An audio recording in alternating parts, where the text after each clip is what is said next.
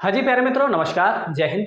स्वागत है आप सभी का एक नए वीडियो में जो कि संबंधित है आपके केवीएस पीआरटी के रिजल्ट को लेकर। जी हाँ मित्रों, कल से मेरे पास कई मैसेज आ चुके हैं इंस्टाग्राम पर भी कि क्या अब रिजल्ट में और देरी होगी क्या, क्योंकि जो खबरें निकल कर सामने आ रही हैं वो ये कि बीएड वालों ने भर्ती पर स्टे के लिए सुप्रीम कोर्ट में पिटीशन डाल दी है। तो क्या इसका असर आपके रिजल्ट पर पड़ने वाला है? और साथ में इस वीडियो में हम एक और चीज़ आपको बताएंगे, क्योंकि आप सभी अपने इंटरव्यू की प्रिपरेशन तो कर ही रहे होंगे। कट ऑफ के बारे में मैंने कई बार वीडियो में आपको बता दिया है कि कट ऑफ आपकी इतनी रहने वाली है, तो कट ऑफ को लेकर बार बार ना पूछें तो ज़्यादा अच्छा रहेगा। बस आप प्रिपरेशन स्टार्ट करिए, ठीक है? कट ऑफ को लेकर चिंता मत कीजिए। दूध का दूध और पानी का पानी होने वाला है और बहुत जल्द होने वाला है, ठीक है? और किस चीज़ का आप लोग ध्यान रखना, क्योंकि आप एक शिक्षक बनने जा रहे हैं और एक प्राइमरी के शिक्षक बनने जा रहे हैं, जिस बेस को लेकर बीएड को यहाँ से बाहर किया गया था पीआरटी से, आप उसके लिए एक स्पेशल माने गए हैं। तो आपको किस चीज़ का आपको बहुत ज़्यादा ध्यान रखना होगा, सबके बारे में चर्चा करेंगे। तो आइए देखते हैं कि क्या आखिर रिजल्ट में देरी होगी। उससे पहले अगर आपने अभी तक सब्सक्राइब नहीं किया तो बार बार मत, अच्छा नहीं लगता है ना, तो आप लोग सब्सक्राइब कर लिया करें, लाइक तो कर ही देते होंगे ना, ठीक है? चलिए देखते हैं कि आपने देखा होगा कि कल से एक न्यूज़ निकल के सामने आ रही है। न्यूज़ क्या कहते हैं कि आपको किसी यूट्यूबर्स के द्वारा या किसी अन्य के द्वारा आपको जानकारी मिली कि आखिरकार केवीएस में जो है उसने भर्ती पर क्या रोक लगा दी है। तो देखिए मित्रों, जो स्टे की बात है, तो स्टे संबंधित ऐसा कुछ भी नहीं है। आप ये भी जानते हैं कि 11 अगस्त को जो आया था आपका निर्णय, 11 अगस्त 2023 को जो आपका निर्णय आया था, वो कोई हाई कोर्ट या कोई सिंगल बेंच के द्वारा ऐसा नहीं आया था, वो एक सुप्रीम कोर्ट के द्वारा निर्णय आया था। और ये भी केवीएस ने अपने जो नोटिफिकेशन निकाला था उसमें भी स्पष्ट रूप से बता दिया था कि हम जो भर्ती में आप फॉर्म तो भरिए बीएड वाले पीआरटी में, लेकिन जैसा कुछ होगा वो हम सुप्रीम कोर्ट के निर्णय के आधार पर देंगे। तो इस पे स्टे लगने वाली कोई बात ही नहीं है।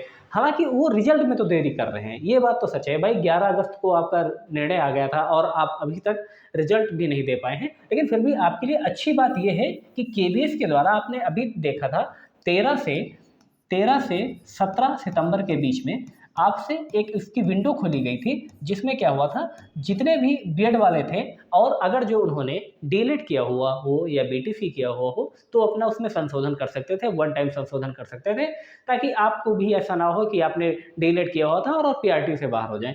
तो वो अपनी पूरी प्रोसेस में तैयार है, पूरी प्रोसेस की जारी है।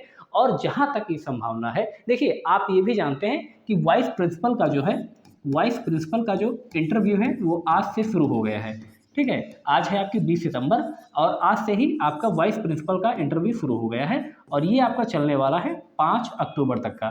तो हो सकता है कि इसी बीच में ही आपका भी रिजल्ट आ जाए और आपके भी इंटरव्यू की डेट आ जाए। और इंटरव्यू के लिए कम से कम मैंने आपको बताया था 15 दिन का समय ज़रूर देंगे। तो हो सकता है, बस यही है कि 5 अक्टूबर के बाद में आपका इंटरव्यू भी शुरू हो सकता है, ठीक है? और रही बात इसकी, तो ये जो पिटीशन डाली गई है ये उनके द्वारा डाली गई है, जो जैसे मान लें कि आप सभी जानते हैं जब इस तरह का कुछ निर्णय वगैरह होता है, कोर्ट केस वगैरह होता है, तो चंदा वाला खेल खूब चलता है।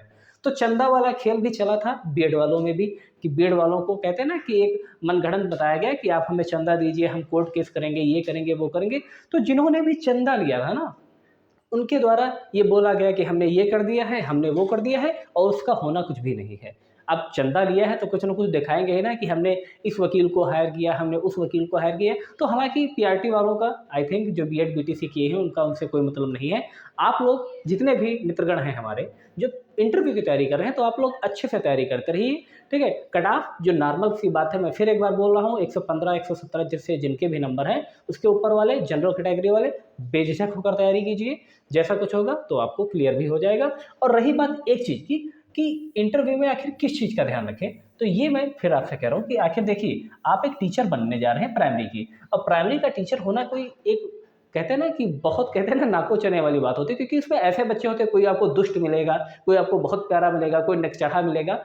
तो जो इंटरव्यू में भी इस चीज़ का बड़ा ध्यान रखा जाता है। जो इंटरव्यूअर आपके सामने होंगे तो कम से कम 4 या 5 लोगों का एक पैनल होता है, तो उसमें तो बाकी तो सब आपसे बात करेंगे, ठीक है? एक तो आपके जो होते हैं ना, आपके जो मनोविज्ञान को चेक करने वाले होंगे, और एक जो इंटरव्यूअर उसमें होता है, आप किसी से भी पूछ लेना, ठीक है?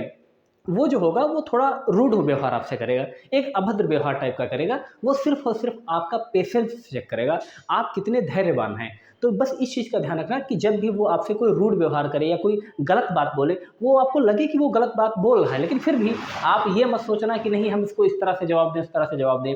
आप वैसे ही जवाब देना जैसे सबको जवाब दे रहे हैं।